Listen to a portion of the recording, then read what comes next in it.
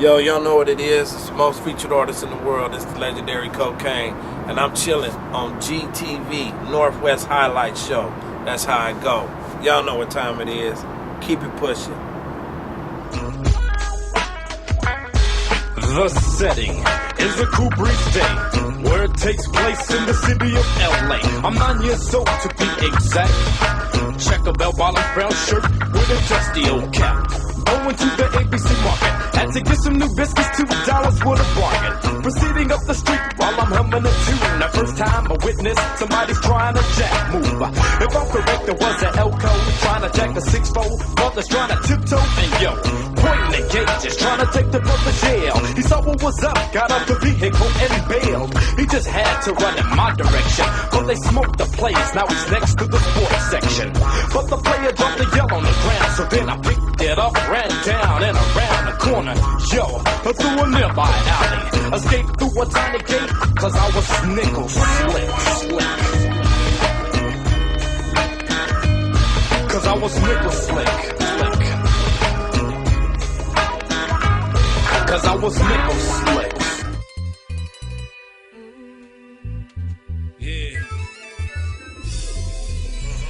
Okay, this Big G coming to you live from the 206, as you can see. Got the Space Needle on the drop back, putting it down with GTV.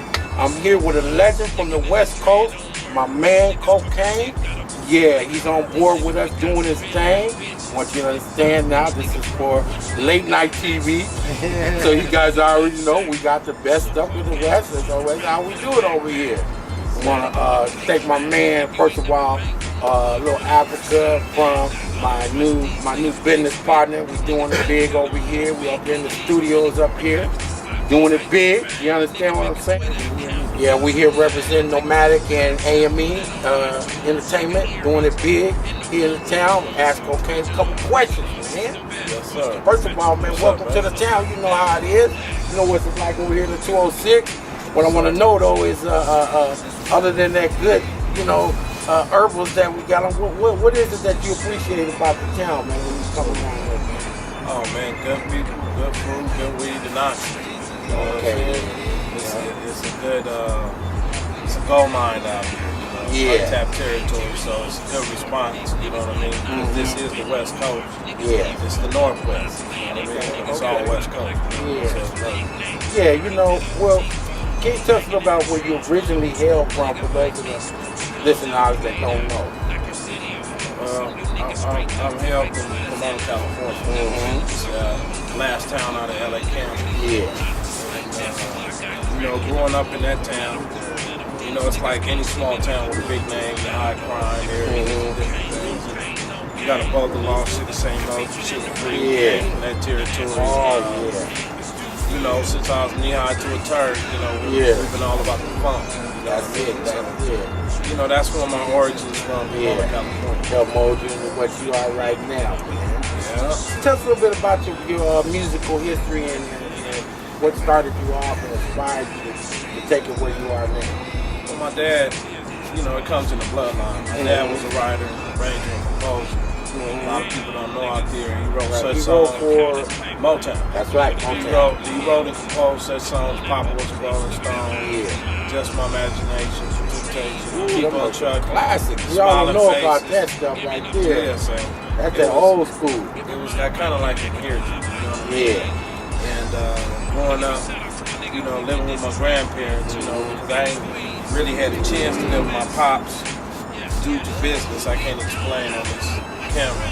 All right. Just music always been in my household, from listening to Fatback Parliament, Bootsy Collins, all those type of people that really influence soul music. See, people don't know some of the new generation that's out there. I'm old school, just like you old school. You know what I'm saying? And they don't know how far back you really go, because you've been featuring on a lot of new works. And something they're like, oh, who's that? Who's Kokane on the hook doing this thing? And people are getting really tuned in to who you are, especially here in the Northwest. I understand you live up here now? Yeah, I'm back and forth between here and Cal.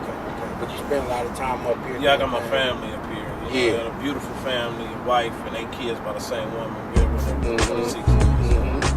know, besides the music, I Yeah. do family. That's Family number one. everything. Yeah, so currently you're with, let me get this right. Label that you're with is, Shit, I own my own now. okay. Label. It's called Buddy Boy Entertainment, Buddy along Boy with my Entertainment. partner Rob Rack. Okay. And in conjunction with Stan Shepard, been in the business for like 40-something years. And you know, it's time for me to step on into the ownership shoes. Yeah. Because I've been doing it for like 25 years. Man. So, You hear that? 23 years in the game. That's what we're talking about. You lucky if you get like 23 days. You know what I'm saying? We're talking with a veteran. Tell us about some of the people who you work with. They're going to love this, I already know. so it's a, you know, it's a lot of people I work with. But let's just start with the big names. I always stayed in the lab, you know, Dr. Dre, of course, Eazy-E, really checked me into the game.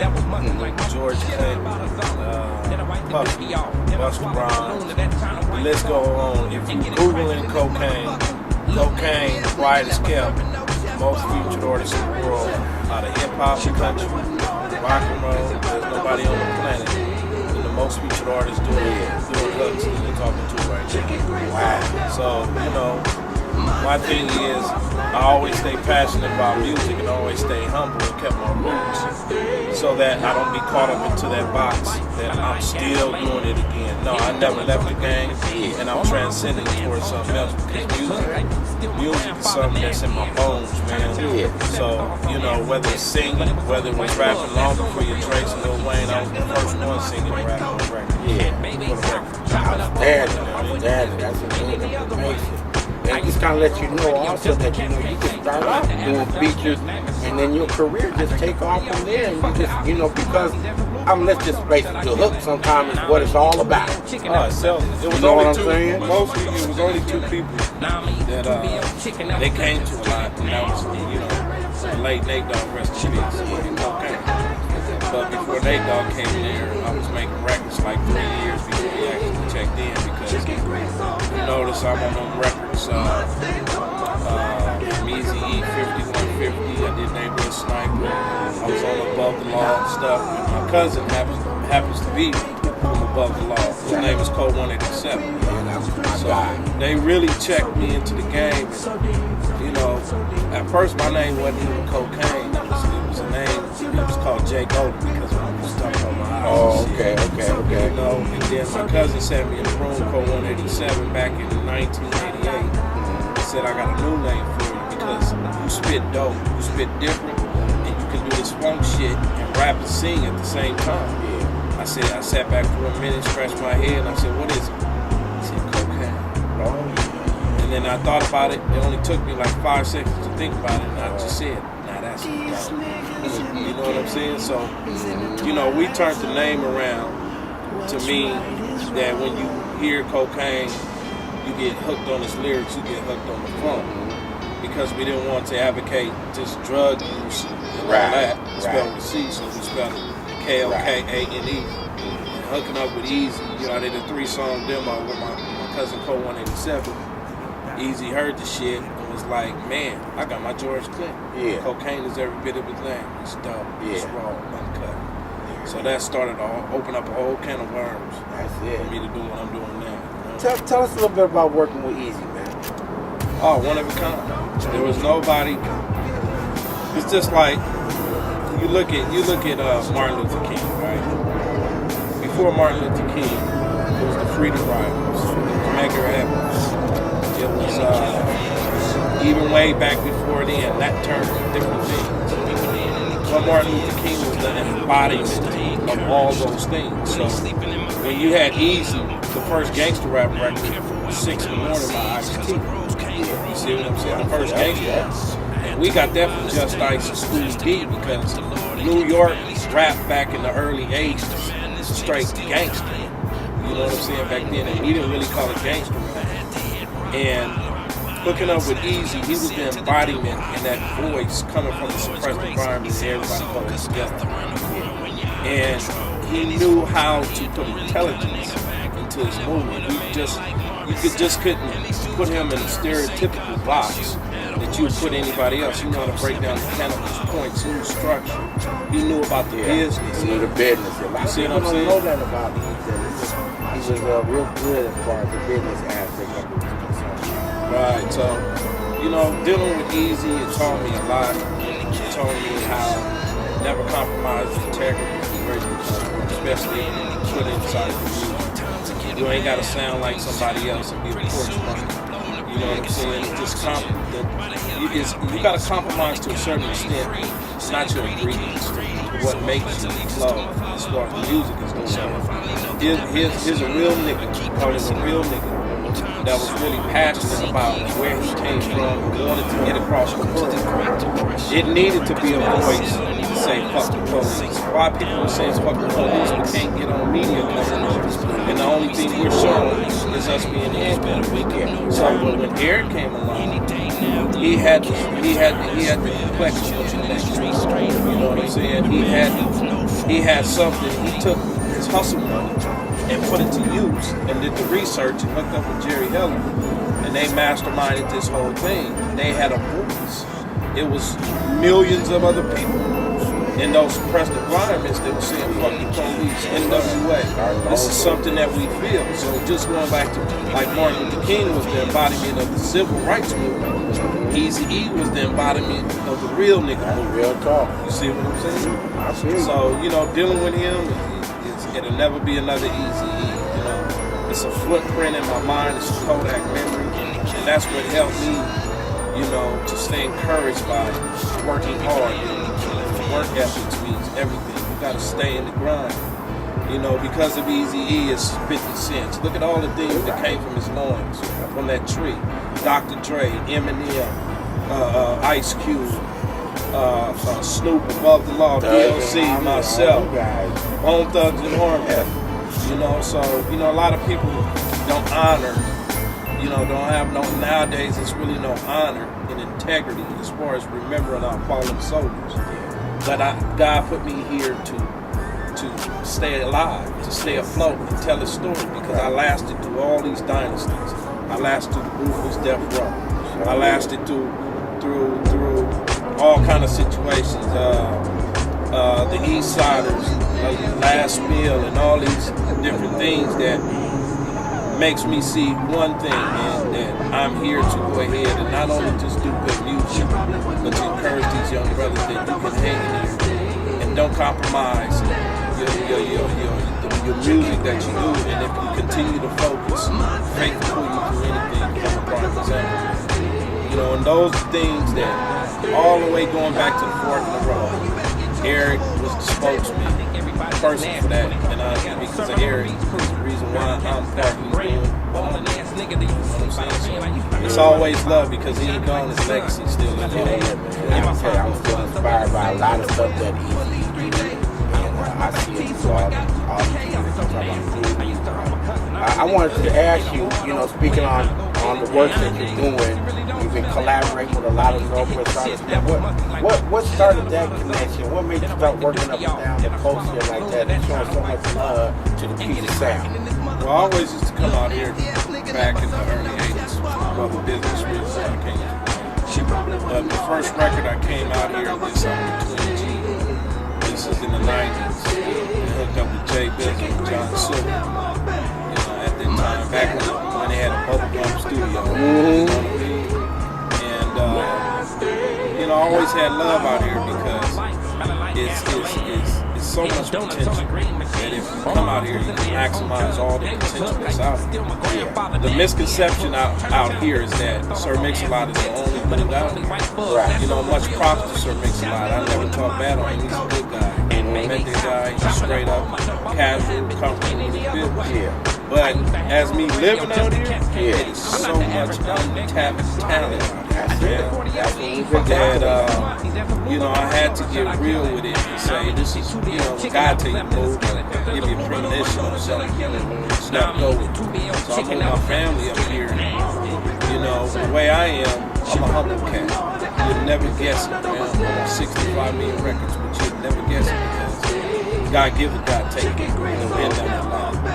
My thing is between me and my my partner Rob Rax, you know, we from the hood, we hood bands, you know what I'm saying? So we wanted to touch the people out here that has raw talent, and at the same time they can utilize our connection. Yeah. It's all about the movement and how you're persuasive with your movement, and everything else just been plush. I done touched a lot of folks out here, and we just scratching the surface. Right. Let me tell you something, man. The Northwest appreciates some real cats like you coming through here, blessing us with all that, man, because in actuality, you touched on something about Mix-a-Lot not, you know, sort of being the only one visible as far as the Northwest scene is concerned. And we all know when his last hit was, you know, we talking early 90s and whatnot. And so it's kind of like, you know, what we need is for somebody to come in here and just kind of, you know, pump some air into the scene. You feel what I'm saying? And guys like you that come up here and do that, man, I can tell you, from all the artists that I've talked to, you know, they appreciate it, really they do. I mean, I know Twin D personally, you know, he's a guy that we coach kids. Yeah, we coach little league football together, and we talked about all this type of stuff. And the scene, as far as the Northwest is concerned, it needs stimulation. Right. That's the way I feel about it. It needs stimulation. And people like you coming here showing us love like this is what we need. But the love you get is the love you always get back. You know what I'm saying? It's real simple. It's like if we as people that's in the hip hop culture really gravitate towards unity, then we would have success that's going to be prominent for our movement. And what I'm telling you is this: we can't fuck up our own selves. We can't hate on our own selves. A quarterback can't throw to himself. He has to throw to a what? He has to throw to his teammates. So the more that I can be an inspiration and motivation to these young brothers, I get no joy better than giving. I'm a giver, not a taker, because that's important. But at the same time, this is, you know, I don't want nobody to get it twisted. This is a business, so I'm very selective with who I mess with. And it ain't nothing personal. You know, when it comes to this business, I give love, but you don't mix friendship with business. You handle your business. And when people learn to handle their business, it's just much more than the glamour and the fame of it. You gotta handle paperwork. You gotta get your attorney together. You gotta get all those things if you can't call yourself wanting to be successful in this game. You know, we had you on the show, I didn't mean to cut you off, but now that you was chopping it up like that, we had you on the Northwest Highlight Show with my man E-Dog, and he was spitting that real so tough. I mean, it was quiet as church up in there. Everybody was listening so hard, and what you were saying was so relevant, because that is part of the issues here in the town, that people don't have that business aspect behind it, or haven't been exposed to it, or they just don't know about it. They don't have the experience, so it takes somebody else, you know, like I said, to come through here and to stimulate them and let them know this is how you got to conduct yourself in the industry. Right. It's the whole package. I tell you, realistic, everybody ain't gonna listen. Yeah. You know, that's the bottom line. I don't care who's in Timbuktu right now. Ain't nobody gonna, you know, so you differentiate what's real from what ain't real. You know what I'm saying? The instinct by just growing up in the hood and taught me what's real and that. I don't have no time to invest in mediocrity. I don't think I'm bigger than nobody else, or nobody's bigger than me. But can't nobody do what Kokane did or already accomplished. So therefore, I gravitate to people that are more listening and able to soak it up, as opposed to people just jaw-jacking and ain't busted grape in the fruit fight, or ain't crushed enough grapes to drink fine wine in this game. You know what I'm saying? So those out there that are able to listen and then execute, manifest nothing but goals. It's about reaching your goals. And you have to be patient at the same time, persistent. Patience, that's what it's all about. Tell me a little bit about your relationship with Nomadic Records and what y'all got in store for the town. Oh, well, we hooked up through my good buddy, my business partner, Rob Rax. And we kind of sought out each other, put it out like that. You know, it's the universe. There it is. And, you know, I appreciated them brothers. You know, I like being a fan of the music. And we kind of hit it off, man. When things are right, things are right. And we put a couple things together, and it fit out in the OJ glove, man. It was just right. So we start talking, and any good thing off the bat, you can't just expose your hand like that, just like they didn't expose their hand. we walk with each other through increments. And when you walk with each other and it's a mutual respect, you eventually run. So right now, this is what we're doing. You see what I'm saying? I like that. So, you know, big ups to the homies. You know, they got something wrong. You know, me and Rob Rax vouch for them. Yeah. And they got something new that the whole world, you know, it's just not national. It's a global attention that's going to be on my focus. Well, can you give us any leaks that you might be getting ready to work on here as far as yourself is concerned that, you know, everybody might be interested in, you know, things that we can look out for? Right. Well, it just came down from Hollywood Hills. The homies down here. Yeah. You know, Africa and the whole crew. I got this single coming out with Too Short called Love and the Pimp. And then at the same time, I got an album coming out in July. It's called The Legend Continues. And then also I'm working on... I want to ask you that. Tell everybody how many albums we talking now? I'm going to drop 3 albums this year. 3 mixtapes. 3 albums. Oh my and God. then at the same time on like 5 different other features. Yeah. Big name artists. So how many albums total do you have, let's say? And me personally, I got 11. This will be my 12. But I'm featured over 3,500 features. Gotcha. Is any of this in the Guinness Book of Records, man? We're working on that. Okay, cause I was gonna say, man, I'll go to work on it too. Let me just get my little signature underneath this. Say, yeah, I found out he's in the Guinness Book of World Records with this. Yeah. These are big stats, big numbers, and this is good information for you cats out there that's listening and looking in on a veteran of the game, somebody that's been up there with the greatest, and he's still putting it down, and he's fortunate enough. We're fortunate enough to have him come here to GTV and bless us with his presence. Come to the town here, 206 C-Town, and giving it up, man. Giving it up, man. So let's go wrap it up here for GTV. We got our guy Kokane in the house doing it big. Nomadic Records, AME's in the house. GTV, Northwest Highlight Show. Be sure to check us out. GTV. We stay on point like Stacey Adams.